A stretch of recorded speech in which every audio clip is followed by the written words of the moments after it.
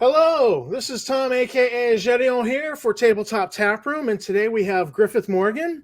Hi Who there. tell us a little bit about yourself. You did a documentary that Yeah. uh, We got did a a lot. documentary called Secrets of Blackmoore. It was kind of an exploration, kind of. It is an exploration into where role-playing games come from. And so we just uh, did a lot of research, worked on it for about 6.5 years, and now we have this movie. It really reveals a lot of the unknown history for most gamers. I mean, there are people out there who are really hardcore about this kind of stuff, and they already knew it. Um, but actually, we uncovered a lot of new things that people hadn't really been aware of, and we just presented a different light on the story of how role playing games come into an existence. And then what else? And then kind of one of the big problems was that nobody could define what a role playing game is, and so even in the narrative, I put in things like there's a role playing game is a condition in a game where the rules can't provide the players with what they need, and so or maybe you don't know. Well, you're a role player, you know what I'm talking about. And so you need something extra that isn't in the rules, that's comprised of make believe and also just reasonable expectations based on reasonable results based on reasonable actions. So if I say I open the door, we agree, okay, the door is open, Right. or the DM might say, well, the door is locked. What are you going to do to get through the door? And you proceed like that. And so, yeah, it's all about role playing, and kind of our approach is really just to say that anything that has something that falls outside of the box is role playing. We're not going to tell you what is role playing and what is not role playing, because we're not the gods of RPG. We're just going to observe. Oh, this game is a little different. It's got something that's kind of role playing in it, and we just take you through that process all the way up to the publication of Dungeons and Dragons by Gary Gygax and Dave Arneson, which is something that's kind of forgotten now. Um, Dave Arneson and Gary Gygax, their names aren't even on the cover of the books anymore. It's just like it's like Monopoly. Nobody knows who invented Monopoly. Do you know who invented Monopoly? I remember that it was called the Landlord's Game, something like that. Yeah, and it was invented by a woman, and I don't remember her name. Yeah, I don't remember her name And either. you were supposed to. It was supposed to teach you the evils of capitalism, but I know. people are just like, "Well, this It's capitalism. Like, unrealistic, look at all the play money I got." and nobody cares. Yeah, nobody cares. So it was, yeah, it kind of failed. Anyway, yeah, so that's what I'm known for, is that. And then we also did during the making of the film. I always got to pitch all the product. We did this. You can get one of these on our website, Okay. which this actually applies to what we wanted to talk about today. So we'll be talking about that a little bit. Um, um, anyway, Well, nice you shirt, by the way. I was like, oh, if I'm having him on, I'm gonna go get this the Yeah, t-shirt yeah, out of yeah, the yeah. drawer. But as you were talking there about the something more, I find that it's not always necessarily the role play.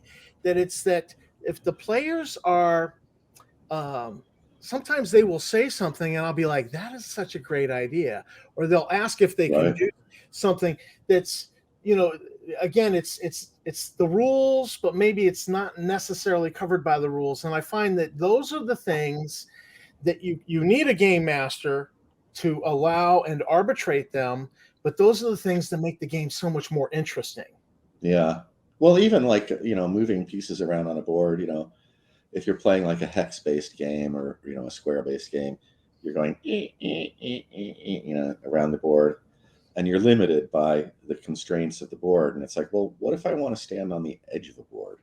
Kind of like in a game of Go. Like, I'm going to go through the squares or through the hexes, but then I'm going to land on one of the vertices between, where I'm like literally not in a square, I'm between all four squares. Right. And most games don't allow for that. It's like, nope, you must do what's in the rules. And it's like, but I don't want to do that, because I think it'd be more useful for me to stand between them all. And so, I mean, that's kind of where you're blending, you're getting a gray area. And that's kind of where you start to step into role playing, is anytime you do something where you get a gray area that isn't it isn't in the rules at all. Well, I've undergone a little bit of a revolution here in that I was very much a war gamer, Hmm. and into the minis and into the wargaming and the tactical stuff. And buddy of mine who runs a small print house Uh-huh. and had me sit in and run an NPC in one of his games, and it's Oh, great. all theater of the mind. And Right. it was, because I had avoided online gaming for quite a bit because I was like, I don't know, and I hadn't had a good experience on Roll20 with their Hmm. their virtual Hmm. tabletops, so I'd stayed away from that. But I got into his game, and I was like, this wasn't bad. This was a lot of fun, even though it was theater of the mind, and it was Right. outside of my preferences. I had just gravitated a certain direction, and I needed that little shakeup in my life. It's funny. Everybody calls it theater of the mind now, and I didn't hear that term till like sometime in the past 8 years or something like that. Yeah. We just call it Dungeons and Dragons. If you're playing Dungeons and Dragons, you don't have miniatures out unless it's like a giant battle where you've got 500 orcs and you got to keep track of where they all are. Then you might get out the miniatures, but most of the time it was just you just this make believe exchange. We establish that we can agree we're going down a hallway, and okay, you go down 30, 40, 50 feet, it ends in a doorway. What do you want to do? Yeah, so theater of the mind is funny to me because it's like, no, that's just Dungeons and Dragons or It's the Tunnels and new, Trolls or it's any the other game that we play.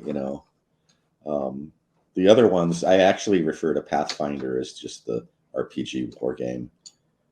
And it's not it's great if you like that kind of war game sort of experience where you're moving pieces on the board and right. it takes you 2 hours from one encounter. If you got a party of 8 people and you run into 16 whatevers, it's like, oh my God, like This is going to be all night.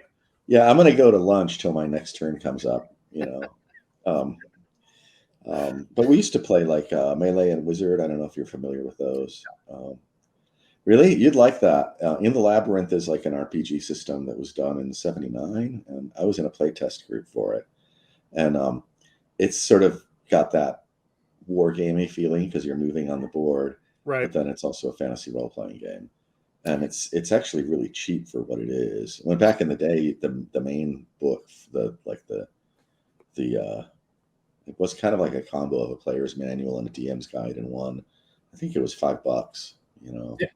It was fantastic by Steve It was Jackson. handy back in the day when you're supplementing everything with lawnmower money. Right. Anyway, we were going to talk about it was just impromptu. You messaged me like, hey, Yeah. you want to be on the show? And I was like, yeah, I can do a show and give me I just need to make my cup of tea. Yeah. I try not to drink the scotch during the shows. I do that later. And then, yeah, I don't know. It's funny to meet you finally. I think I even gave you some crap on some of your previous shows. Okay. Like, and I'm okay with that. I don't mind people push back because sometimes I say something and it's like off the cuff, and I'm like, oh, right. that was oh yeah, that guy's right. I don't mind the pushback. Too much. They call it headroom in TV talk. Too much headroom. Too much headroom. Okay, there. Still too much headroom, but still. Okay. You go on it as you were saying. Yeah, so I don't mind pushback. It's you can't take yourself too seriously. Yeah, well, in the internet, it's like people see I don't know, like I love pizza, but I might see somebody posting about pizza and suddenly I'll be enraged for no reason and I'll be like, I hate pizza and I hate you and I'm coming over to destroy you. Or you gotta you're not doing pizza right. You're get off my lawn. You're not doing it right. It's the pizza. You're doing the wrong pizza. So the internet is like that. It's funny. I mean, like anytime you become you become a target once you do something public on the internet, like your show. The movie, we released the movie and people were like, well, half the people loved it. The other half were like, you're doing it wrong. And, on, Um, on that point, there's this whole feud between the Arsonians and the Gygaxians, yeah, the two camps. And I know that Dave so Kahn. stupid. Well, I wanted to get you to comment on that. To me, it just seems, look, they're both dead, and Right. let's just game, Well, I think the big problem with all of that is that, well, I don't know if there's no feud between Dave Kahn and Gary Kahn. Gary Kahn is a highly successful, huge convention. Dave Kahn is just a little startup up in the Twin Cities, and it's not associated with the estate, so it really doesn't represent the wishes of the Dave Arneson estate. It's kind of a renegade thing that I, I avoid. But as far as like the Gygax crowd versus the Arneson crowd, the story I keep telling people, which I got from Paul Stormberg, was that in 1985 or so, Dave Arneson had his own company. His company failed because Dave was a horrible businessman. And he did a lot of really dumb things and lost incredible amounts of money. And so he is out in, I think, just in like north of San Francisco or San Francisco. And Gary Gygax flies out there and goes and visits Dave, who he's supposed to hate, and Dave's supposed to hate him. Goes to his house. The two have dinner with Dave's family. I should ask Malia about it. She might remember meeting Gary at dinner at their house. And Gary says, Dave, you should just come back and do some modules with TSR. So they came out with the DA series. There were supposed to be, I believe, 5. There's 4 of them, I think, and there's supposed to be a 5th one, which there are bits and pieces of that manuscript that we're looking into getting to publish. Oh, and nice. But the point of the thing is that okay, you guys, since the death of both of these guys, all of you fanboys been running around waging war on each other, for the one true way. But the two guys that you're waging war for, they were done with it. They would send each other cards and stuff, like, really sorry you had a heart attack, glad you didn't die. Like, I mean, it's what Dave Arneson talked about. That, I think it was either Dave or Garrett, one of the two, talked about it in the interview.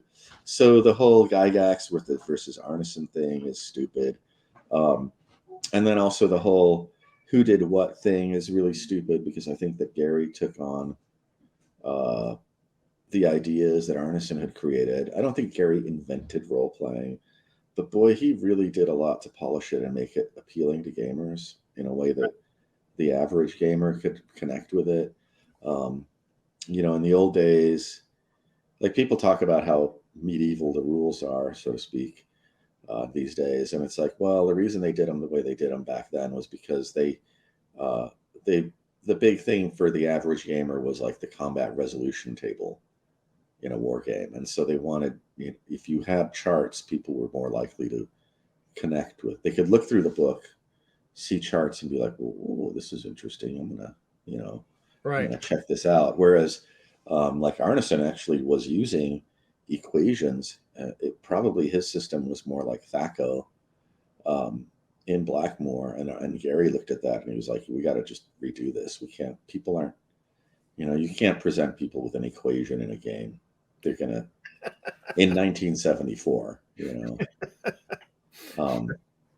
like some weird algebraic equation, like. Well, Rob Kuhn says they were nonlinear. What's that? Then it would only be for astronomers and mathematicians. Yeah, I mean, I've seen their house rules. Like, there's a set of rules that David Wesley wrote they were doing a giant Napoleonic campaign that took up, it was the whole planet, like 50 players or something like that. And so they needed a system to track how successful the pirates were, or the people fighting the pirates were, as far as just keeping them from sinking ships. And so Wesley drew up this whole, it's a mathematical equation for determining how many pirates, I have this many pirate ships and this many of our ships, and the area is this big where they are. So we're going to sink this many pirate ships, and they're going to capture this many of our ships for the goods. I mean, it's complicated stuff, but they were all you know, they were all college students, so they knew all that stuff, you know. Anyway, we're rambling. I can barely do geometry and algebra today. Yeah. But if you break anything down, I mean, it's funny. Gamers, they'll memorize all this stuff, all these charts, all these details about a fantasy game. You know, like an elf has this armor class, and you know, if an elf is walking backwards while singing a song, they get a bonus to their, yeah, like all these weird things. And it's like, oh man, if you applied half of that to maybe learning math or something like that, Right. you might have something really useful there. Yeah, we were going to talk about DMing and sort of the fear of DMing that people seem to have these days, Well, which is sort of fascinating. But we can talk about other stuff. We're rambling along just fine. Well, you know, I just kind of, you know, we this was impromptu, so I just, you know, I wanted to ask you about the Arneson thing, and I'm okay with rambling, but I do see a lot of people posting on the Facebook, and you mentioned Twitter, Mm-hmm. and Facebook, yeah. I mean, they're I'm on like, both. they're like, hey, it's my first time DMing, and you know, and most commenters are like, you know, they'll ask a question, and then most commenters are very encouraging. It seems like, but it seems like there is a fear of doing it. Yeah, I think there's I don't know why, you know, it's weird because it's like, well, I don't know. What was your first experience DMing? How did you end up DMing, or do you DM? Well, it was my first experience with an RPG altogether. I got the basic box set, not the Menser revision and not the Holmes, Moldvay. Okay. The Moldvay box set of basic. And I invited a friend over. I lived on an Air Force base, and I talked my dad into running the game for us, because my dad was a big time gamer, but it was like chess. Right. And he thinks like 37 moves ahead type of stuff. Right. And he was impossible for me to beat as a teenager at Risk, you know, that kind of stuff. So I talked him into to being the game master, and he really didn't know how, God bless his soul. Right. And, but at least he tried, right? Yeah. And so that was because I didn't feel like I knew the rules well enough. And so he didn't even look at the rules. He's just looking at Keep on the Borderlands. And all right, so you run into a bandit camp, and he you know, he was an artist, so he quickly sketched it out on a piece of paper, and like, you know, so we had a little fight with bandits, and then, you know, that was kind of it for our first time. And so I realized after that he was not going to do D&D, and I was going to have to step up. Was it fun? Oh, it was. Yeah, I ate that stuff up, and then maybe he was a good DM. So yeah, that was my first experience and how I got started in it, and and I just realized I wanted to play this so bad. There was no fear of it. I just want to play this so bad. This is really cool. Right, you're reading the books, and you're like, somebody's got to do this. I'll do it. And I mean, that's a funny thing. The whole fear of DMing. I think that the DM is actually the best. As the DM, you get to create the world reality, and like one of the sort of the hobbies within the hobby of RPGs is map making. You can, you know, since 1977, I can't even imagine how many maps I've doodled on napkins, on blank pieces of paper, and notebooks, you name it. And I would just immerse myself. And it wasn't just drawing lines to create rooms. Every time I came to a room, I'd be like, I wonder who lives there. You know, right? Okay, well, you know, and then I would invent this little story about the people that lived in this room. Maybe they were friends with the people in a room somewhere else, or they were enemies with them or something. And so, yeah, that's part of why I'm sort of fascinated by the fact that people are so scared of dungeon mastering, like they're going to get it wrong or something. And it's like, you can't screw it up. Like, the players don't know what you do, right? Right. It's all hidden.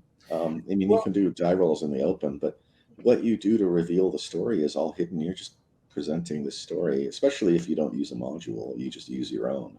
Right. Well, it's also world building. And I as a kid, discovered, I went to visit family, and they had the Lord of the Rings and the Hobbit. Mm-hmm. They're like, oh, you'll like these. And so I borrowed them. And then days later, I was at a bookstore buying all of them for myself. Mm-hmm. And so, Tolkien, of course, was the first master world builder. And He really is. And so I love world building. I love creating the world. And, there's part of me that has delusions of being the next Tolkien, and I'm gonna write the, Right. greatest American I do novel. that too. I got fragments of books and things and movie scripts and stuff. Yeah. Yeah. So it's you kind of go there, and so I've not done as much with maps, but I do love the world building, and I think it's there's a certain appeal there that it draws you in. I just love that kind of thing. Yeah. Well, and I think, yeah, I mean, I'm not sure. I don't know where the fear is coming from with the game, but like my experience was kind of similar to yours. I had the basic set, and I started a Dungeons and Dragons club. I think I had like the basic set and Greyhawk or something like that. And I started a D&D club, and at the first meeting, James Damon. And now I just remembered his name. Like one of the first guys I played D&D with, James Damon, Wally, Jimmy showed up. Like I had my little group of gamers. I think I was the oldest one by a year. So we all got together, and it was like, got the D&D. And it was like, let's play. And when they said, let's play, everybody, like all the eyes, it was just, they all looked at me because I was the oldest one. And it was like, oh, okay. So I was like, well, the only dungeon I have is the one in the back of the Holmes Blue Book, which is the Xenopus dungeon. And so I ran them, they rolled up characters. That was the beauty of that system, is that you just rolled up a character in like 10 minutes and you were ready to go. They rolled up characters and they went down into Xenopus dungeon. And I think probably the second thing they did was they went into this room with these giant rats. And I had those really crappy TSR dice, and I think they were weighted wrong. So I was just rolling hits on them. They're all in plate armor, and these rats are just chomping on them, and I'm like in the process of getting a TPK, and that was my first experience with fudging dice. I kind of fudged the dice, and that was a bad thing, because once you fudge the dice, then there's no going back. You have to like really re-gear your brain. And I finally was like, no, I'm never going to cheat dice again. But it was the only way to keep them going, because I had a party of 4. They were just getting brutalized. Then they decided there are like holes in the walls that lead into these tunnels that go forever. It doesn't tell you where they go or anything. It's just like, make up your own. So they decided to crawl through the rat tunnels, and it was, it wasn't a huge adventure, but that was my first D&D adventuring thing, and it was just being thrown into it. And so yeah, I think that I don't know. I mean, I think people need to just relax and focus on telling stories and little tiny stories. Everything is a story. Well, I also think that if I had been exposed to advanced Dungeons and Dragons before basic, that it might have been harder for me to break into it as a dungeon master. Mm-hmm. The Dungeon Master's Guide is impenetrable to a new gamer. I mean, that's so much to take in. Even a newer edition Dungeon Master's Guide can be a lot to take in. Yeah. I mean, I just, I'm sort of perplexed by this, though, this idea that people are afraid of being the dungeon master, because it's the most fun thing to do. I just started when we wrote. I mean, that's why I talked when I talked about the subject we talk about. Part of what this whole book. There it is. There it is. This is actually a really rare copy. There's only 2 of them in existence. Oh wow! Of this particular, this is kind of the pre-edition, and the reason that the pre-edition is so rare is because, let me find the page where you really see it. Someone at the bindery wasn't paying attention, and we got our first printing, and all the stuff goes off the edge of the page, and the gutter margin is huge. So we had to get them reprinted. That was what slowed down the printing. It took took them a month to get them to us, and then they're all wrong, so it takes them another month to get them to us. But Yeah, so this is like the super rare, only two in existence, as far as I know, of the bad, the wrong cutting on the pages. But the big thing about this book was that Dan and I, when we did this book, we wanted to explore the idea of what it is to be a dungeon master and sort of teach people how to be a dungeon master. Well, I'm losing my. Why did I get so dim all of a sudden?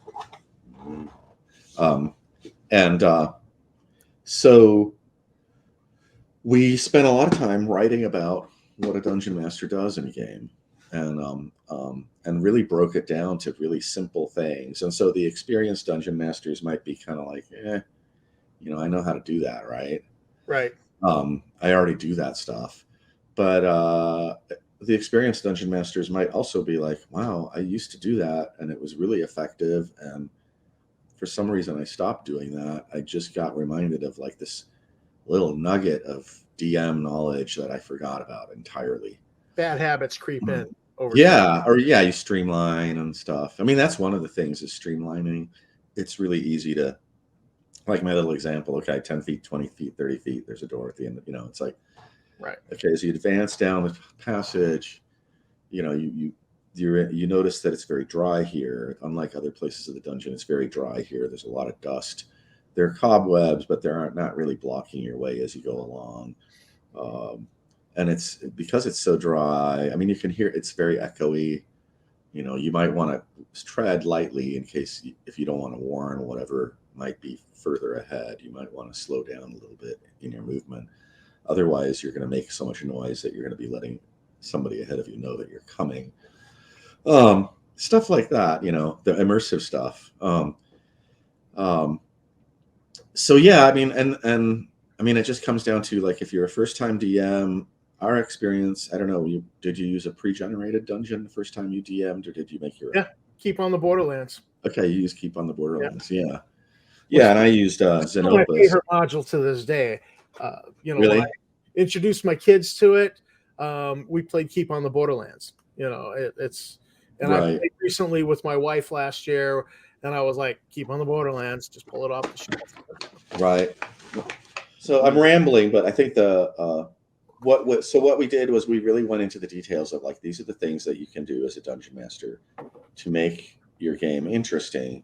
And I think people get really overwhelmed by the rules, especially and I'm not dissing on 5e, like even Pathfinder was the same way. You had all these really extensive rules, and the extensive rules tend to get in the way of like really basic situations, like I was talking about earlier, like reasonable results based on reasonable expectations. You don't need to get a rule out. You're going down a hall and there's like a 5-foot gap in the floor leading down. It's like a pit of some kind. It's 5 feet. The average person might be able to jump over that. We don't need to roll any dice. Like we'll roll dice and anybody that gets a 1 dies. We don't need to do that. That's everybody jumps over the pit and we keep moving. Okay. That sort of stuff. Trying to think of other examples. Anytime you're doing something that just is sort of mundane and not necessarily dangerous, you just give it a hand wave and you keep the game moving. And then, like I was saying, so yeah, we did this book, and it goes through everything about being a dungeon master. The one thing that we really don't talk about in the book is the creation of maps. And so I just recently started. It was funny because you got a hold of me, and it's like, let's talk about that.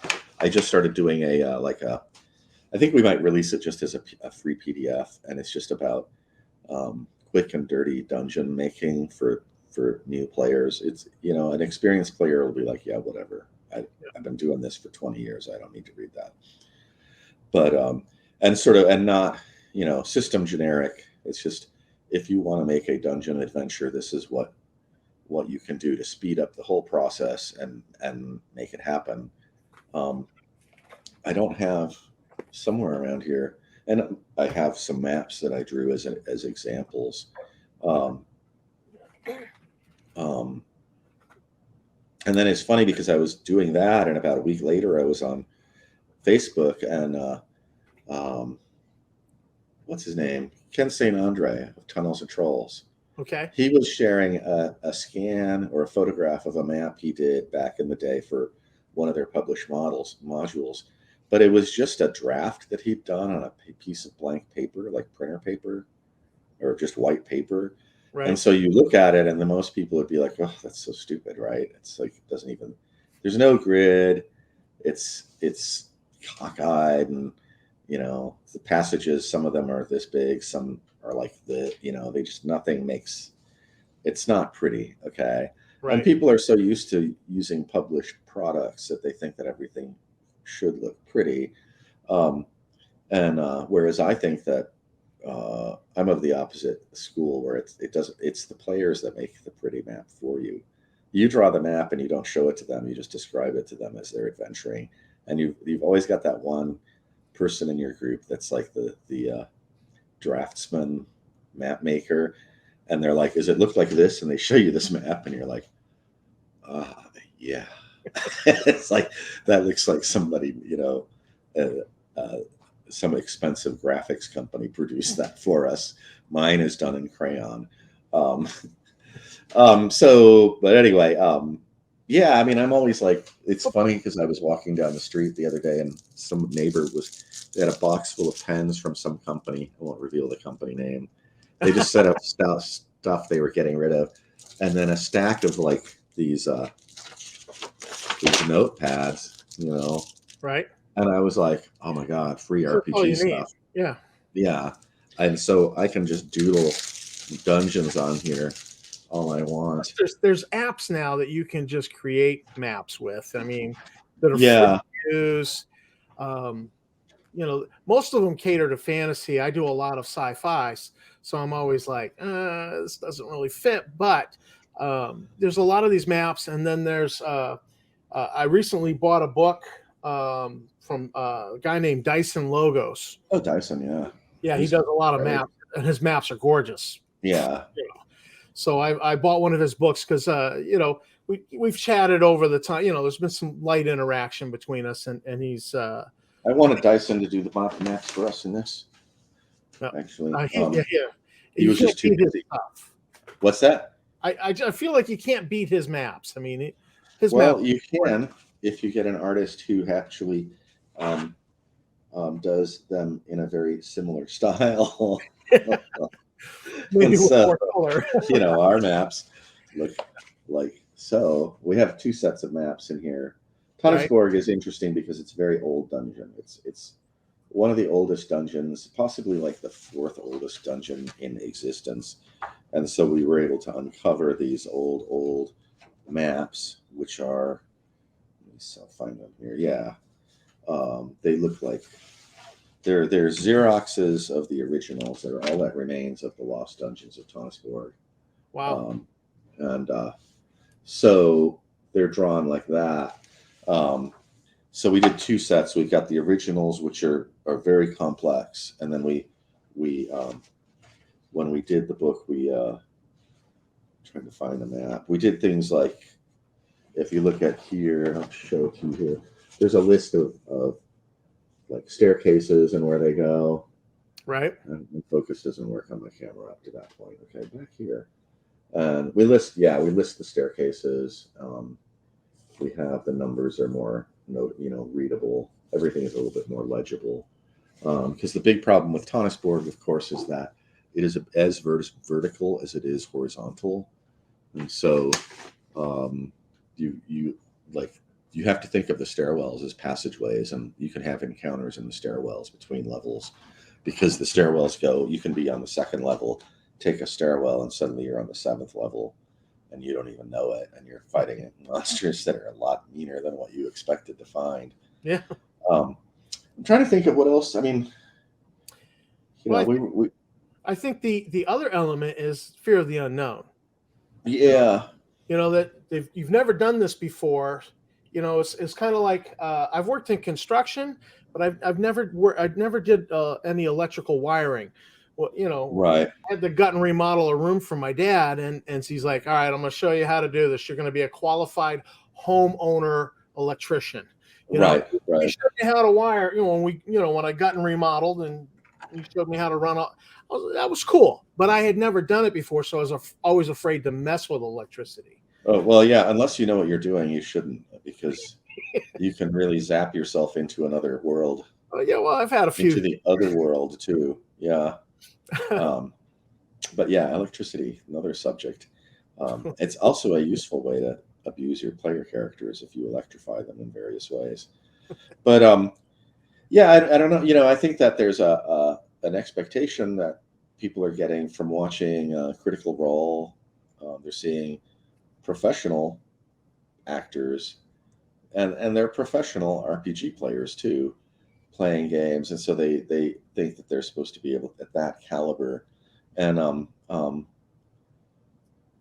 there's just, it's easier if you just like forget about what you saw on Critical Role, forget about the people on the internet talking about the game, because in your head you're creating this image of like these people that are just amazing out there, and they're just perfect. Um, They're relying on years of skill at being an yeah, some of actor. them are. They're reaching for that skill and they're just using it naturally, and they can't help but use it. You have to develop it. When I got into window washing, and they, because I was the new guy, they're like 40-foot ladder, and so Yeah, I'm up there kind of like this cleaning a window, and a year right, later I'm standing on the second from top rung, leaning way right, up. and you're doing what you shouldn't be doing, maybe Yeah, even. Yeah. yeah, Well, and ocean. that's the thing is you have to Yeah, allow yourself to suck. This is your first time doing something you've never done. It's okay. So just remember two things. The first thing is they're not going to know when you make mistakes. Um, and like even with dungeons, I run my own stuff. I don't usually run modules, but I know what I need to put in the encounters, and I'll run an adventure, and then afterwards I'll be like, wow, I totally forgot about that one thing that was supposed to be in that one room, and I didn't put it in there. And now I realize, like, well, I can reuse it somewhere else, and they have no clue that it wasn't that that it was supposed to be there. It's just moving right along. So uh, yeah, just allow yourself to suck. You're not going to be that good the first time you try to do it. And the main thing is just to sort of observe what you did the last time and go like, what can I do better or different in the future? And I think the Um, the other thing is allow the players to destroy your dungeon and your notes, yeah. your plan. I had this in my Star Frontiers campaign that I was running last year, where I was doing a CSI Port Lauren, where they're the crime scene investigators and trying to unravel this crime, and they inevitably would just destroy my plan, my plot for how Hmm. things should go. But I allowed that. I had terrorists with bombs, and I was looking forward to blowing some stuff up, and I had to just let the players be the heroes who stopped all these bombs from going off. Right. But what they didn't get was they didn't get the assassin. There we are. There we are. Little The hiccup. assassin got away, and we maybe he turns up again later. I don't know. Right. That's one thing I've noticed too. And well, I just want to keep going on this idea of like the kind of focus on it, and we can get through it and we can talk about other things. But you're going to screw it up, or you're going to think you screwed it up. You're not going to screw it up because your players are going to get an interesting, engaging experience out of whatever you do.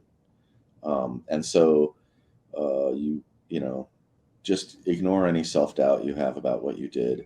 If by the end of it your players are like, that was cool, we should do it again next week, okay, that is, and they may not say it very enthusiastically, just like, yeah, that was fun, we should do it next week, and you're like, God, I just sucked. I'm the world's worst dungeon master.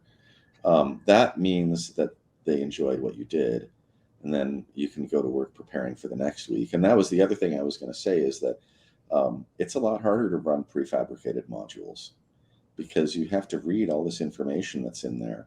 If you just make up your own story, and everything is a story. I open the door, there's a table in the middle of the room. What's on the table? There's a flower pot on the table, actually. What's in the flower pot? It's a flower. It's a bright red flower. The players are like, okay, what is this doing here? What's it? How's it connect? Who would put a flower here? Whose flower is this? Is the next question. Who's going to come in through the door on the opposite side? That's going to be Is the like, don't you flower dare touch magic? my flowers. What's that? Is the flower magic? Is the flower magic? Do you eat the flower? Do you pull the petals? Do you get a wish if you pull the petals? That's the thing. Is like, okay, I pull the petals and it screams. I didn't know flowers could scream, and suddenly you realize it has a little face in there, and like orcs come running through all the doors because you've like violated the That was the flower. alarm. The wizard's pet flower, speaking flower. Yeah, that's the alarm, right? Endless stuff. So I would say that's allow yourself to suck, and then try making your own adventure, because that's really where you get the most creativity going. And I think there's a real fear of screwing that up too. And I think a lot of dungeon masters have this idea that, like, if we were talking about being world builders, like I'm building this world, and so I don't know, one week the elves are the good guys. Well, maybe that doesn't work. So as DM, you decide, I really should have had them be bad. Next week they're going to be the bad guys. And some of these things maybe the players don't need to know, or you just tell them outside of game, like, hey, I'm working up the game. This has changed for this week, right? Right. And so you just make a colossal world-changing declaration that the whatever is different this week. And as you proceed, I think the people that create big, long-lasting worlds, that's how they did it. It was the only way they could do it, because they couldn't create everything perfectly the first time through. And so they're they're going through and they're just having to change stuff every once in a while. Yeah. I look at the Blackmoore maps. Dave Arneson created the first fantasy campaign. His first map is on one sheet of paper, and it's hand drawn. And then he decides, because they're also doing the domain game and they're all playing battles, they're also playing on a section of map that's below Blackmoore, that's actually the outdoor survival map from Avalon Hill. So they just attach that to the world setting, and it's like when they want to do their battles between their empires, they do it down here, but when they're in Blackmoore, they're up here. And then later on, he publishes so that's like 71, 6 years later, he publishes First Fantasy Campaign with Judges Guild, and they produce a really nice fold-out map, which is like four sheets of paper panels. And I should have gotten it out earlier. I've got it somewhere around here, but it's a beautiful map.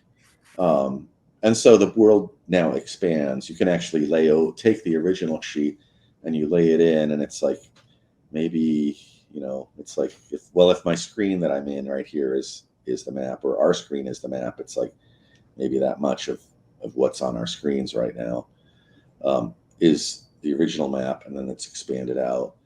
And and it's just sort of like DM can do that. You can change things dramatically, because it serves you in your creation of your world setting and how you're imagining your world setting.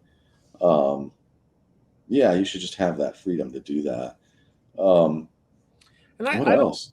I don't think it's a problem to, even if you're retconning something.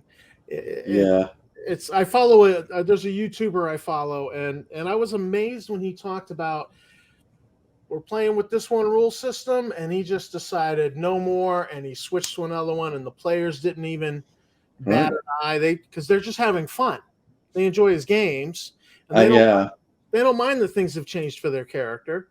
I know these guys here in Colorado.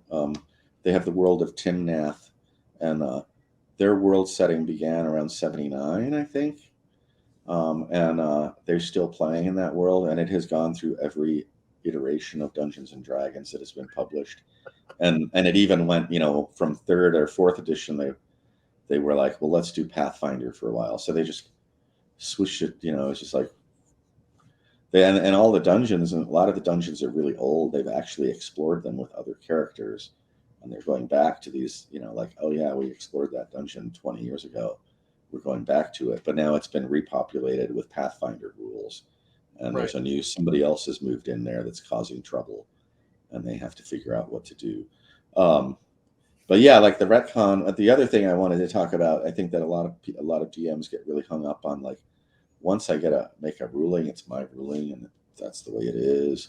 And you do need to be kind of a hard ass like that, but at the same time, there are situations. The classic one that we even talk about in the book is just, you come to a room and something bad is going to happen. Let's say there's a treasure chest there, and if you don't open it properly, it explodes, and everybody within like 20 feet takes 3d6 damage or something. And so as DM, that you're talking to thief character, it's hard to track everything in a game. There's so much coming at you as a dungeon master that sometimes you forget. And so you're like, okay, all these 8 people take 3d6 damage, and then from across the table it's like, but I can't die.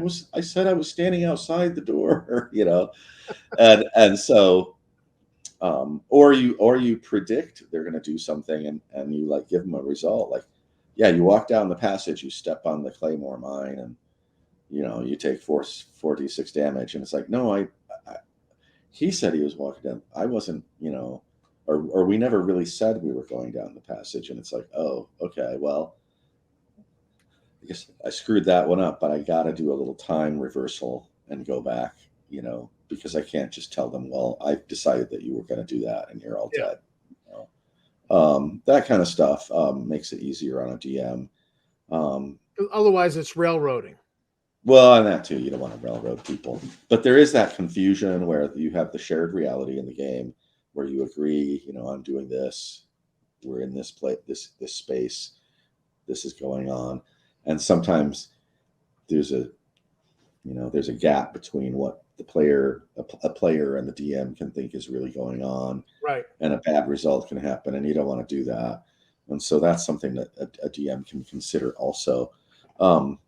Trying to think of any other like useful ideas to just get people rolling. I think that the perfectionism is something that like new dungeon masters should avoid. One of the things that people who see a lot of modules get hung up on is that they actually have to write out everything that is in the room. Like you come to a room and they write prose like you're writing a story about this room. And if you look at the old, have you seen photos of like Gary Gygax looking at his dungeon? There's some on the web. I've seen a photo of a map that he had used for Castle Greyhawk. Well, his keys, the keys being the descriptions of what's where. His are a lot like what I saw with Dave Arneson's dungeon in the first fantasy campaign, where it was literally just a number. Well, here, I'll show you. This is the old school way to do it. Greg Svensson did it the same way, and I'm sure that he learned it from Arneson.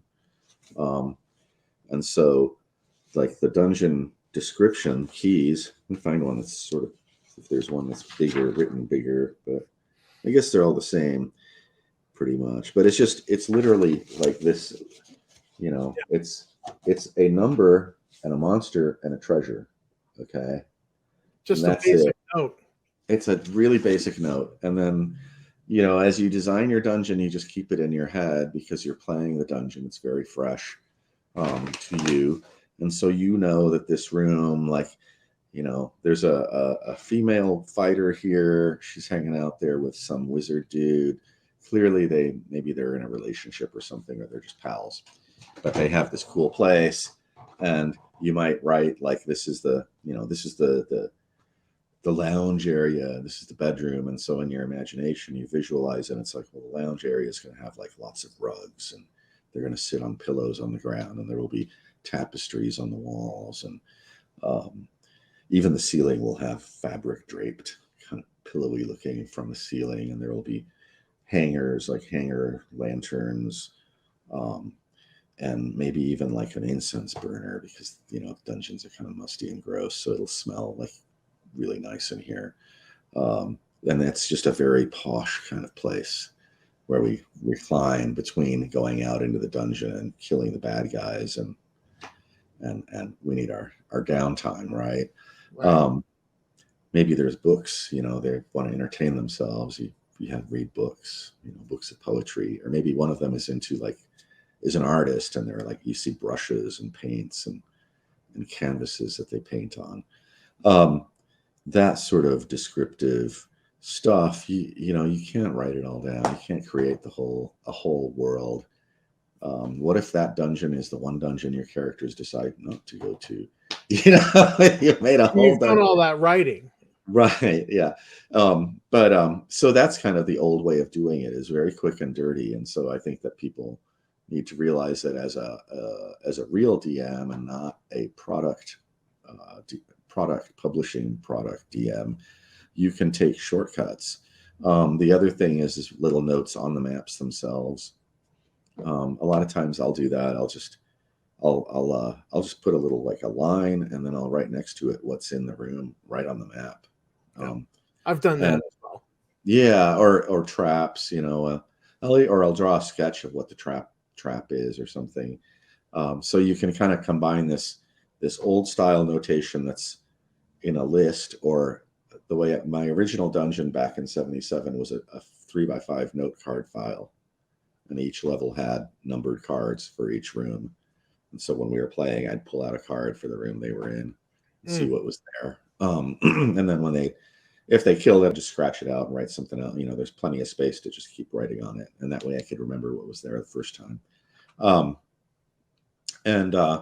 So that's that kind of quick and dirty notation is a great way to make it speedier for you. I don't know. I mean, I don't play 5e, so I don't know where all this fear is coming from. I like older school games myself because I think part of the problem I have with dungeon mastering is when I got to flip and look for something, and people are looking at me, and I'm wasting time flipping pages in the book. And so I don't like that. So when I prep a dungeon for myself, I like a nice, clean, efficient stat block for the NPCs or the monsters that I can just put right in there in my notes. Right. Which is a bit more than the notation you just showed. But I like having the stat block there.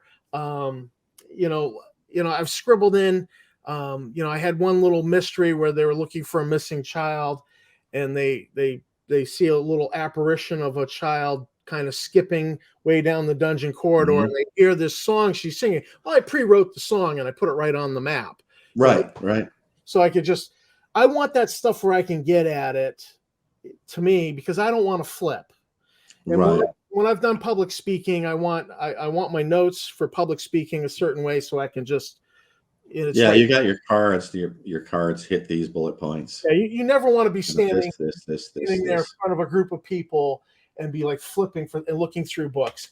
And that was my frustration with D&D 3.5. We had one player at the table.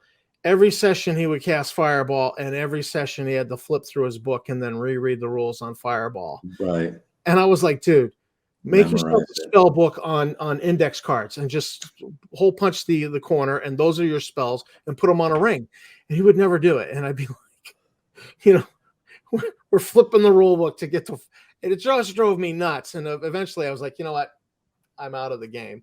It's funny because there's so much stuff you can do in a game that's homemade, and I think people they're presented this thing that's very polished, and you want to buy. It's like I refer to Beanie Babies, like you could make your own Beanie Babies, but no, you've got to spend money and collect the ones that are expensive, right?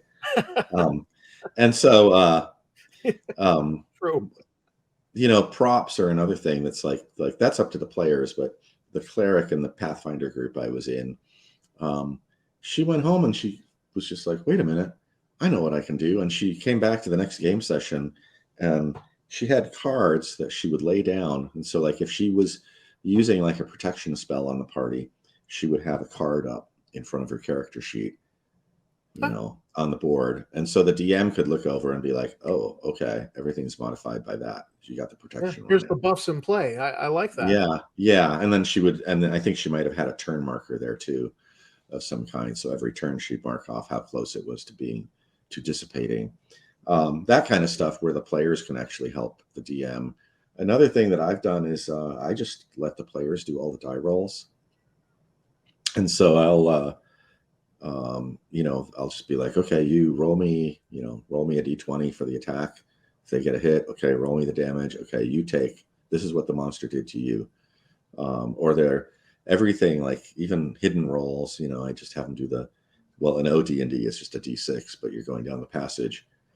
I will make a mental note, like they're 100 feet away from where the thing is. I'll have them roll now.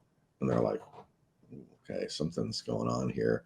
And they won't realize that where the anomaly is if they don't find it, right? Right. And then they'll also not know that they'll sort of have a disconnect, and they won't understand that when they come down the passage another 200 feet and I say, oh, the dwarf notices a weird anomaly on the wall. It looks like there might be some kind of door there that's kind of blended into the surface. They won't realize that roll happened 3 minutes ago even. Those kind of things, having the players roll dice for you is actually a lot easier. You can also have the players roll a bunch of results beforehand and just write them down. Just send them to you. I've used that to great effect. Mm-hmm. And if there's ever an issue of like somebody always rolling really, really high, I actually have a mathematical formula that I use that I will invert your D20 roll. I do that too. So the reversal. I know on this number, and this number, those are actually going to be inverted results. Did you get a Tonnesborg? Do I what? Did you get a Tonnesborg book? One of these? No? No. Because it's funny, we're talking about the rolls. There's a whole section on die rolls in here where we talk about, we really broke it down. Like we talk about how the map is like a part of a rule. The map tells you where you can be and where you can't be. These areas have air, these areas are stone, and you cannot go there. But one of the things we also talked about was the different die rolls, and you might use these as well, like the. There we go. We got there's the quiet game. When I was talking to Rob Kuntz, he talked about the quiet game. Do you know that? That's where the DM just slows down play. Mm-hmm. And then the DM gets really specific about, I need to know where everybody's standing right now. Like, whenever the DM says, okay, I need everybody to tell me where they're standing right now, it's like, uh-oh. Something's coming through a wall or through a door or through a ceiling. And they agonize about where they're going to specify their standing. Yeah. And Rob, I played a little bit of like an ad lib with Rob, and I was terrified. I was just like, he's going to kill me any second now. I'm dead. But the other thing that you have is like the fake roll. That's what I was going to mention, was like you talked about the pre-rolled sets of numbers. I do the fake roll. A lot of DMs do that. It's like you're just back there and you just toss a die and look at it and think about it. But really, you're just thinking about something else you need to deal with. But you conceal it by rolling a die, and the players, it gives you a break in time because the players are like, okay, the DM's doing something, really, you're just pondering what, do I want pepperoni or jalapenos or both? The other one we talked about in the book a lot is, or we do all the die rolls. There's like the fake roll, the pre-roll, which was what I was, telling you, like you roll it a couple 100 feet before they get to the thing. The reversal roll, which is what you talked about. Yeah. And then there's the paranoia roll, which is kind of like the fake roll, but it's just a way to get your players. The minute you ask your players for a die roll, like, and so you're doing this, as a DM, you're doing this mind game on your players. You're creating events that are real, like there's a door there and there's a thing there, and you're also creating these inconsequential events, like you're going down a passage and you look down and there's a skull sitting there, right? It's just a skull, right? But it's like, oh, okay, but it sets mood and it gets the players will prod it with this, they'll fiddle with it, and so you're blending. What does that skull mean? Right, and they keep trying to apply meaning to things, and so you can give them things like I have a character, an NPC in my dungeon when I run Board. I have a guy that runs around, and he leaves like decorative things, and he likes to like hang bones from the ceiling on strings and stuff, and that's kind of like his, just like he's like the Banksy of the dungeon, you know, Kilroy was here. yeah, and sort of his art, you know. And so that the players are always like, oh, you know. And some of them are I mean, some of them are dangerous. He also likes to trap his artwork, you know. But you're creating these combinations of inconsequential things like that, and then things that mean something, like you come down the hall, you see a streak of blood leading down the hall into the distance, and it's like, okay, well, if we follow this streak of blood on the ground, which was probably caused by somebody having been murdered here and dragged off, Right. we will find the weasel badger that's hiding in that room over there or whatever. It was obviously dangerous for somebody else, could be dangerous for you.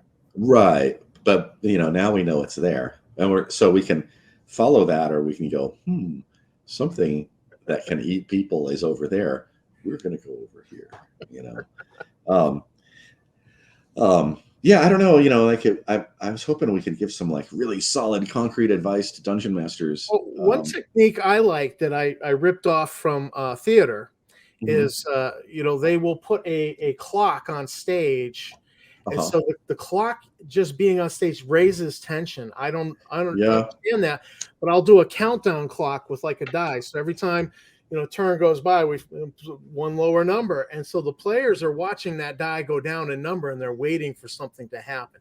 Right. And ratchet up the tension a little bit if it's handled right, but I never do it where there's nothing happens. Yeah. You know, something has to happen. So they know something's. It's sure. Well, that's metagame. I don't care. They know something's going to happen. They just don't know what. And I like it because it's an impact on the player, not on the character. It raises tension in them. I do that with my players in combat. I'm like, you know, what are you doing? And they'll be like, you know, I'm like, what are you doing? And if they don't tell me what they're doing, I'm like, okay, 5, 4, 3. I swing my sword. You know, they're just like, I attack it. They try to get it in before I get to 1. You know, I'm like, okay, roll me a die. And the whole point is to speed up the combat and make it feel like it is a combat instead of like you know, everybody's sitting around. And it also helps deal with those players that when you come around to their side of the table, they're like, oh, I don't you know, I don't. Let me look at my character sheet. I got 3 spells, and you know, they just descend into this like indecision, and it's like, okay, you missed your turn. Next, you know, you. I've never done that to somebody, but oh god, it works because once you make one person miss their turn in a combat, they pay attention. You know. Yeah. And so that's another thing about being a DM is you have to be sort of in charge. There's sort of this. I hear a lot of people talking about the idea of like equality between players, and it's like, no, there is no equality between the dungeon master and the players. If you are playing a sort of Dungeons and Dragons style RPG, the dungeon master is God, and you're there playing a game with God. The dungeon master is a fair God, right? It's not going to cheat or anything. We hope he's fair. Yeah, you hope, but the dungeon master is a special position, you know, and so you as dungeon master, you do kind of need to take a little bit of control over your players, and again, you don't want to railroad them, you don't want to boss them around, but you got to like make things move forward when you need to. There was something else I was kind of like, oh, this is. Let me interject there on that point you just said. One of my favorite YouTubers is Professor Dungeon Master. Oh yeah. Dungeon Craft, and what is it he likes to say? Put the master back into Dungeon Master. Mm-hmm. And I love that quote. Look, you're in charge, and yeah, make a ruling and move on. Have fun. You're the boss. You know, you're the game boss. If I don't know the rule, I don't want to stop the game to go look up the rule. I'll just look. I'll make a dice roll. D6, 1 to 3, this happens. 4 to 6, that happens, and afterwards I'll look it up. And if it was unfair to the players, I can retcon that. I don't have a Yeah. problem. You know. Yeah, you after a session, that's it. That's what I was talking about too. Is like, you know, if you get done, if you do make a judgment to keep the game going, you get done, and between sessions, you know, that's when you can metagame. Yeah. And the player's like, well, actually, the rule is supposed to be like this, and you're like, either you say like, well, I'm not playing by the book, I'm home ruling a lot of this, right? Which is It's fine. always a good excuse. It's always a good excuse. Or you're right, you know, you shouldn't have like, you know, your magic sword shouldn't have broken. You still have your magic sword. Okay. It's game, right? Yeah. We want to make sure that everybody feels good about their game. Yeah. Trying to think of other things that relate to like, you know, this experience of being a first time DM. But I think that the oh yeah, I know what I was going to say is the first time DM thing also is like, you know, if you get a modules are designed, especially now, they seem to all follow the same. They're like video games, okay? Like playing Zelda, you go through the map and then you get the big bad evil guy at the end of the map, and then the adventure is over, right? But really, as a dungeon master, the whole purpose of what you are doing is to create an alternate reality and an experience for your players. And you don't really need to have a big bad evil guy. You can, you know, you can start with a dungeon that is sort of nonsensical. They're just unrelated encounters that you come up with that are fun. By the end of the game, nobody's going to be saying like, you know, we never got a big bad evil guy. It wasn't linear like the modules are. I want a linear module-like experience. It was just like, yeah, we went to this place and there was weird stuff and we messed with it. And like at a certain point, I forgot I was playing a game. It was like I was like when you read a book, I was like there, you know, I was gripping. Like when you read the Lord of the Rings and they're being chased by the Nazgul through the, you know, out of the Shire and toward Rivendell. That stuff is just like it'll glue you to your chair, and it's terrifying, you know. And that was the another thing. Like I hope I'm not boring you because I always talk a lot. No. I think that people have forgotten that the essence of the dungeon adventure, and this is for people who want to do dungeons. There are going to be people who turn this on, and I'm like, if you don't play dungeon adventures, you shouldn't be watching this. If you think they're dumb, don't even watch this. Just do your own thing. Have fun doing your own thing. But the essence of the dungeon master is really rooted in Gothic horror.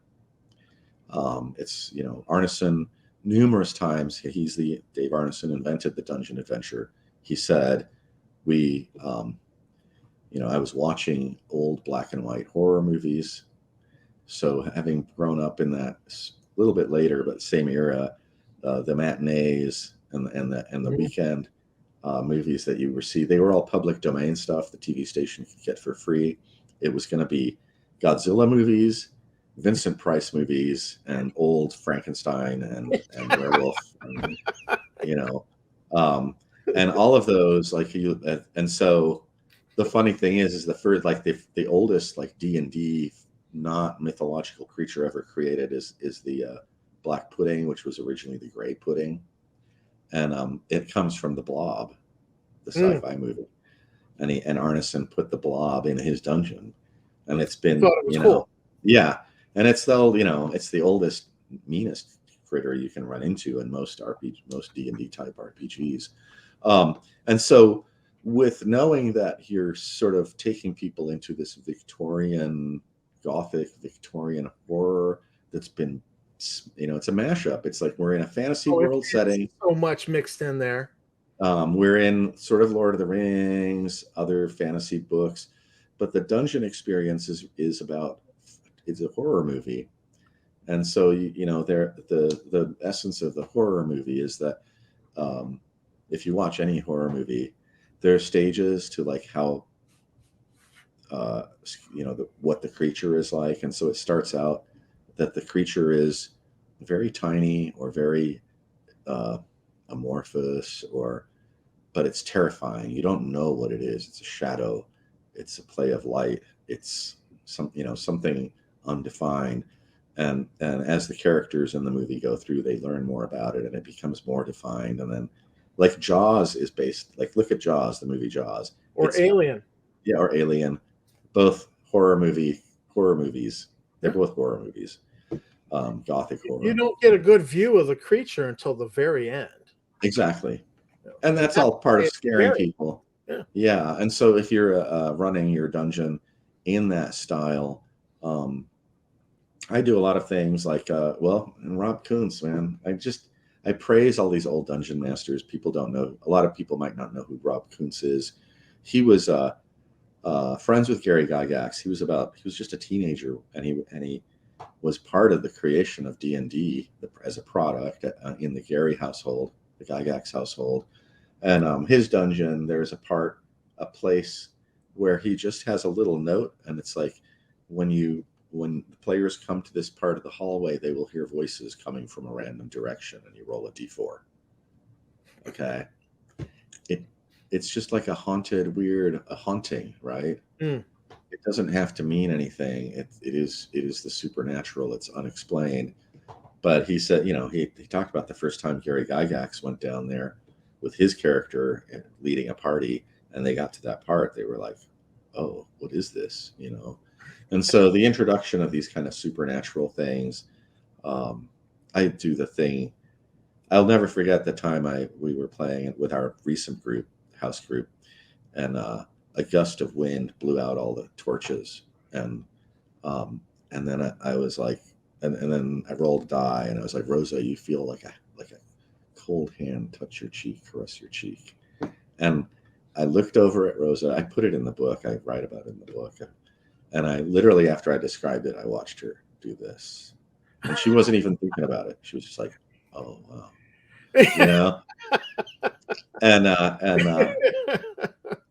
Yeah. And so if you haunt your dungeon, if you add in, I think that people get so focused on the mechanical side of like, I'm going to have this critter. It has this many hit points. It has this kind of armor. It can move this fast, those kind of things. But there's also the supernatural, which I think is something that people don't put in there enough, which really adds so much to the experience of going into a dungeon. If you create, like, you're creating your first dungeon, it doesn't need to make sense. What if you approach the dungeon from the viewpoint that the dungeon is a living, thinking entity, and that it's just evil, and that it wants to lure people to come there and die. Mm. And it enjoys like messing with the players, right? And so maybe that's what the players need to discover. Maybe there's like a stone face at the somewhere in the dungeon, and that's like the face of the entity that rules the dungeon. And so you create this feeling, and so I think that you can, as a new DM, you can work with these ideas of working from feeling and because the game is being played in your head. If you think more in terms of abstraction and feeling and what horror is about, which is making people feel uncomfortable and creating the unknown, those are just useful tools, and I suppose people would want examples of how to do that, but well, I have this book that talks all about that. But no, it's like, the supernatural is just uncanny. You have things that you're coming down the hallway, and you can see that it's coming to an intersection. And at the intersection, you can see these little lights dancing around, and you come there and the lights are dancing around you, and somebody will be like, well, I touched the light, and all right, give me a saving throw.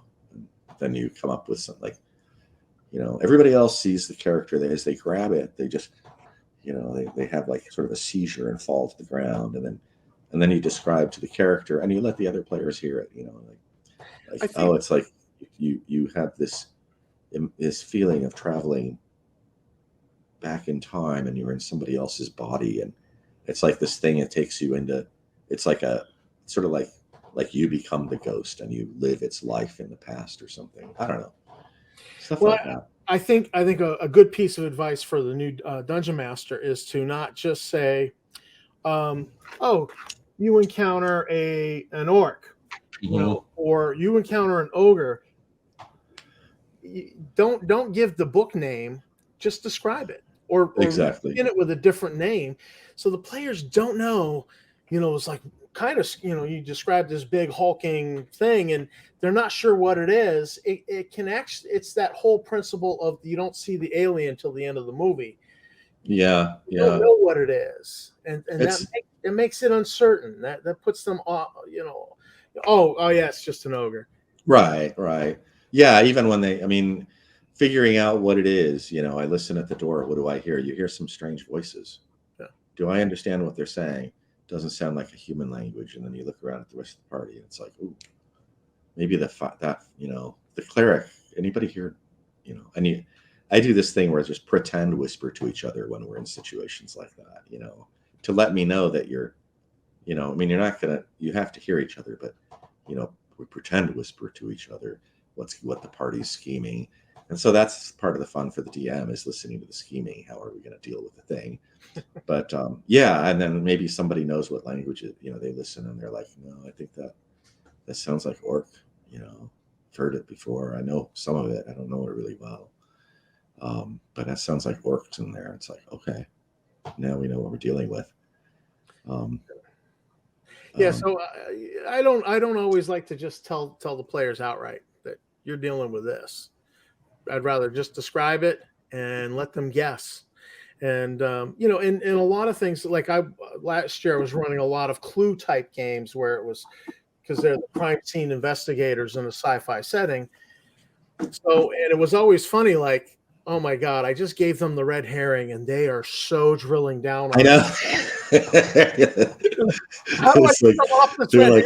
This will be our flag and we will march through the rest of the game with this red herring. Yeah. So but that's the thing too with the dungeon experiences, the dungeon is also a mystery. Like I was saying, there's the inconsequential thing of like just the skull, right? And then, well, okay, but what if the skull is hanging from a piece of rope from the ceiling? Okay, somebody put that there, or for a reason. And now the player, whenever you leave stuff that looks put together, it's like, okay. Or if the trail of blood leading to wherever, that's a mystery game. You want to solve the mystery, and you can do a lot of mysteries like that. Well, also, I might have a reason why that thing is there for what it is, but if the players come up with another reason that sounds better than my idea, I might just go with that on the fly because, I hate to, some people diss the rule of cool, but the rule of cool is a thing. It's like, the cliche about cops eating donuts. It exists for a reason. Right. Not that every cop eats donuts, but the fact is at 4 a.m. the only place that's open to go have anything to eat is either Wendy's or the donut shop. Yeah. So I just, wow, that was a cool idea. I'm on the fly gonna go with it because, and the player's gonna be that player is gonna be excited that he figured out the mystery. No, it's just your idea was better than mine. If right. we collaborated on this dungeon, I would have gone with your idea, but we can't because you're the player. The other thing I do is like I like to use props, and they don't have to be fancy props. Again, it's like just a piece of printer paper, right? But like if you find a scroll, okay, here's the scroll, it's like, okay, well, I unravel it, and they can read what's there. Sometimes it'll say like, roll me a d20, make a saving throw. If you don't hit your saving throw, this is what you do. Other times it'll just say like, magic scroll of sleep spell or whatever. Or it will actually be like a fragment of the map of the dungeon that they can use to get around or whatever, things like that. I forgot the guy's name. I saw him again this year at Gary Con. He played an elf last Gary Con 3 years ago. They found a magic ring. And I was like, here's the ring, and the elf was like, oh, cool, and slips it on his finger. It's a cursed ring, of course. But he was like, ooh, we're married. He's like camming it up, And I was just like, oh my God, you just, but I didn't need to make any calls of like, what are you doing with the ring? I give him the ring and he slips it on his finger. I know exactly what's going on, And then they found a wand later, which is the infamous Berlini the Great. One of my characters likes to make flawed magic items, and it's a wand of. So people, and it says wand of on the stick that I give them. So they're like, wand of fireballs, but it's actually a wand of flower balls. It just gouts of petunias come out, but then you roll. It either doesn't work, or it either is fireballs, flower balls, or fur balls. Like you'll point it and it'll like, kind of be like, and the giant fur ball comes flying out like your cat just yerked it up on the rug. And so, yeah, you don't know what it's going to be of the three. It was hilarious watching them try to take out a black pudding with flower balls. It's just like, one thing I did for Gary Con. Oh, these are the wrong ones. These are the card set from Mystic Dragon Games. Did these like item cards that you can use in a game. So like, somebody finds I don't know, an object. Here's a ring. Looks like a ring with eyes on it. And you just give the player the card, right? Yeah, they're kind of cool because they're generic and you can just kind of you apply what you want to them.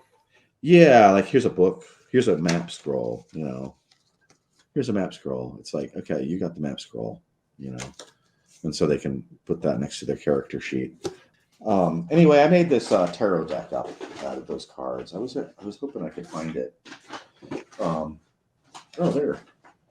Maybe the tarot deck is in the box of cards. I took out the ones, but I was like, I got there and I had this idea for a tarot deck, and I didn't have time to build it ahead of time. So I was sitting in a corner just writing, taking cards that looked like they would match and writing words and taping things. And I made this.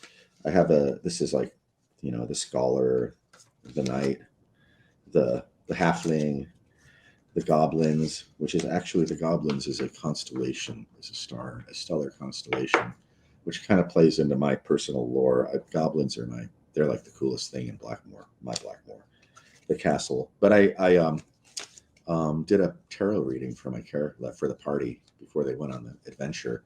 And it was kind of interesting because they got the fighter and the scholar. And so the fighter was kind of like, this is how you think you need to approach things. You might want to consider that you need to apply, be more thoughtful about how you look at things in the future, and you will be encountering things that might require, brain power rather than brawn power.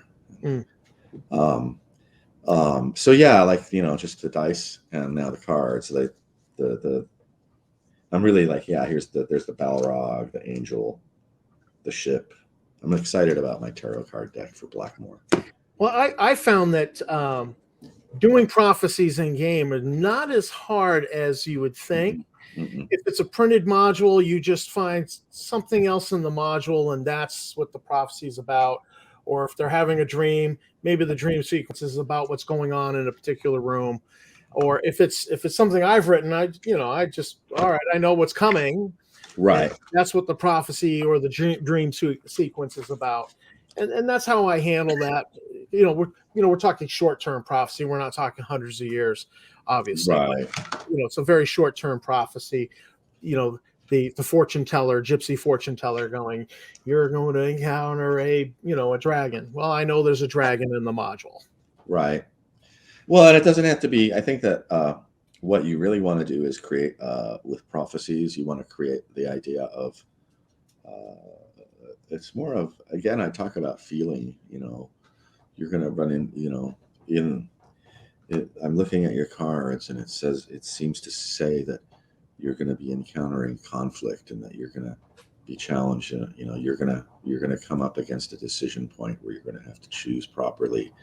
And because I see this card, I'm thinking that maybe you should consider, drawing upon your inherent properties as an elf, or your elfness or something. Like, okay, you don't know what you're going to encounter, but the player's like, oh, okay. They get engaged with that too. So it doesn't actually have to be a literal interpretation, I guess is what I'm saying.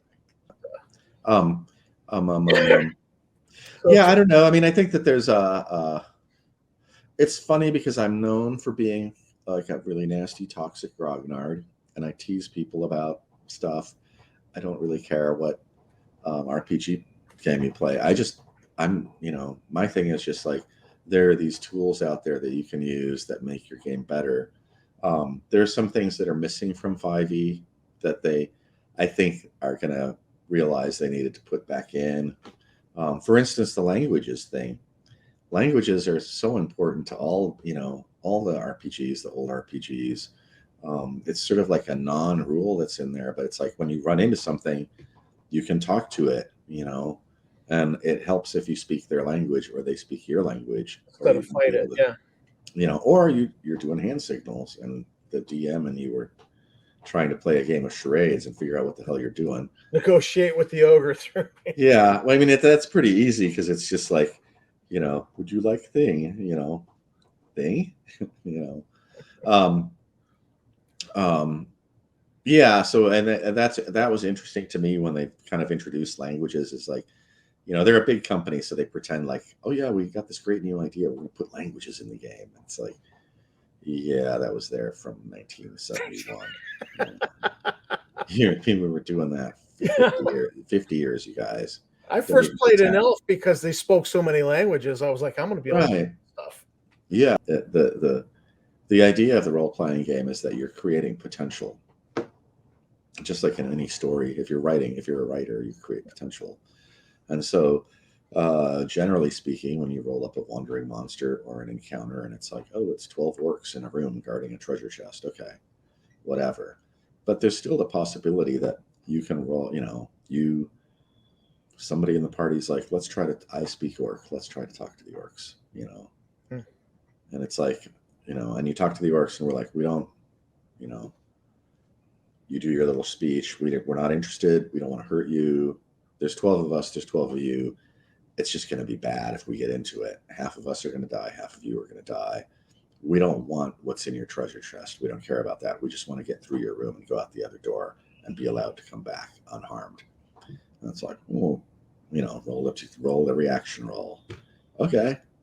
The orc seems to think that that's a cool idea. All right. The orc did the not evil thing, I think that there's a lot of, you want to allow for that possibility because that's so much more interesting than we just fight. The interaction with the orcs is an interesting situation. That sort of stuff is good for a DM to know.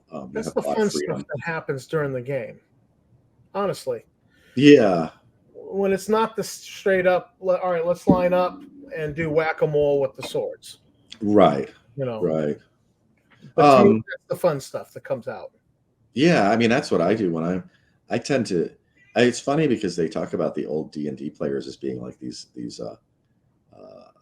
murder hobos, and it's like, actually, it was really hard to be a murder hobo because at first level you have 1d6 worth of hit points, and a sword does 1d6. Everything does 1d6 damage, so you get hit once, and you've got like a 50% chance of buying the farm right there, and you're done for the game session.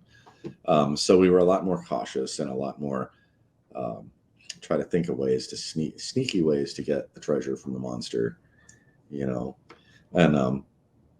you distract it. You run over there. I'm going to run in, open the chest, see what's in there while you're over there. It was almost like an old black and white comedy movie or something, like a little bit of Abbott and Costello Abbott and Costello or something like that. Yeah. So yeah, I tend to talk. And we're dating ourselves with the Abbott and Costello, unfortunately. Right, that too. But the thing is that in a game where the combat is extremely lethal, like it is in the original versions, you don't want to get into combat as much as people think that people did, because you just can't last. I mean, 3 combats, people start falling, and you leave the dungeon with like a third of the party because you just can't survive that much combat, which is what made it interesting. You were sneaking around the dungeon. Right. You were trying to avoid people and trying to get to places that were interesting where, things might be easier. Yeah, I'm doing my usual rant about the That's okay. And I happen to agree with this idea that you don't always want to get into combat. Running a sci-fi game, if you're running a big ship campaign where the players have the spaceship, getting into a combat's the fastest way to get your ship shot up. And Right. now you're out there in space with your engines dead. What are Right. you going to do? You're done. You're done. Yeah. Need a Now little, you've got to hope those space tow trucks show up. you hope the game master will send a ship along to answer your mayday Do we have call. AAA for our spaceship? Anybody? Can we call AAA? Yeah. Because we got a flat warp generator here. We need to get it. So yeah, it's one of the fastest ways to end the game, or to force the game master to do backflips to work it out so you can still keep playing. I watched the video. I mean, the reason we started talking was because I saw you post that video with Tim Kask, and Tim Kask and I I interviewed him for the movie actually, but he got there after D&D had been released, like around 76, I think, late 75, 76, somewhere in there. So his interview wasn't really useful to the movie we did. It was useful for background info and stuff like that. Right. But when Tim talks about just basic dungeon mastering information, and he talked about how I play AD&D, but I also play a little bit of the OD&D, and he talked about the Loosey Goosey style. Was it what he called it? And it was it was very free form. And again, we're talking about people are taking reasonable actions as a person. Most of us are human or human-like. And so we know that you can maybe pick up that 50-pound rock, but that big boulder that's pushed up against the door over there, you're not going to be able to move by yourself. You got to figure out some other way to deal with it. But that was another thing that I think that you don't, as a dungeon master, I've seen a lot of people do these things where they really drill down into the rules and they come up with resolutions for the problems they create. And so you were talking about that, if players come up with something that I hadn't thought of, but it's great, I'll go with it. And so I do that a lot. I create situations where there are problems, which I just put their obstacles there. You've got to deal with these obstacles. And then the players come up with just crazy ideas, and it's their inventiveness that is fun for me and them. I remember I played the Pathfinder group I played with. We had a room, it had a walkway, water around the walkway, like a 10-foot path, and there were archer holes in the archer windows in all the walls. So we were if we go in here, somebody's going to be shooting at us through these archery holes, right? So I had the brilliant idea of casting an obscuring mist spell in 2 areas, and we just walked across the path and out the other door, and the treasure on the other side was unguarded. So literally just creative play. I can keep these things from seeing us. And you can never plan for that as the game master. And you can't plan for it. Yeah, you can't plan for everything. I think that's a good kind of almost good ending note. You can't plan for everything. I wonder if anybody. There are probably people out there that are just I'm really terrified of being a dungeon master now. Those guys are. I don't know what they were talking about. I think the best advice is just learn by doing. Yeah, learn by doing and watch other DMs. And if you make a mistake, that's how you learn. Yeah. That's another thing I can point you at is if you go on Google, I don't have it up right now. If you look for Blackmoore live play on Google, you will get the Fellowship of the Thing channel, which is our our game company channel, which is kind of separate from the Secrets of Blackmoore channel. And I put up those live play sessions in there, and you can watch that and see how I DM. I'm not saying it's the be all and end all. It is a way to DM a game, is all. Fellowship of the Thing.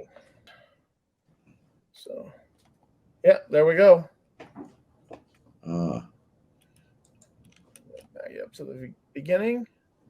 And so, Fellowship of the Thing on YouTube. Exploring back Blackmoore. Oh, nice intro, dude. Yeah, I took it. It's the animation from the movie. It's a more complete version of it. Yeah. That's kind of cool. Yeah, I had a guy. This guy Ocean did it for us. I've known Ocean for a long time. He's like a really good 3D modeler dude, and thankfully he did that because I couldn't do that ever. But he really did a nice job on it. But yeah, maybe show people that if people that want to know how to DM, there's an example of DMing. You can even steal the stuff I say in there and use it in your own campaign. I don't care. As a yearbook, yearbook. I started as a yearbook editor, but as a fan magazine editor, you learn to become an idea whore. Steal ideas from everybody. What are you doing? What's your fan magazine? It's Frontier Explorer was the old magazine that I founded with Tom Stevens, but now we're resurrecting the one before that, which was the Star Frontiersman. Tom needs to take a break, and he's bowed out, so I'm the mantle's going to fall to me to be the editor-in-chief, and I'm just going to resurrect the old Star Frontiersman magazine, which was for the Star Frontiers community. Okay. So this is Tom for Tabletop Tap Room, and I want to thank Griffith Morgan for coming on the show and gasbagging with me about DMing and Blackmoore. I had a great time, and I really appreciate you being here. Thanks a lot. We'll do it again, I'm sure. Sure, absolutely.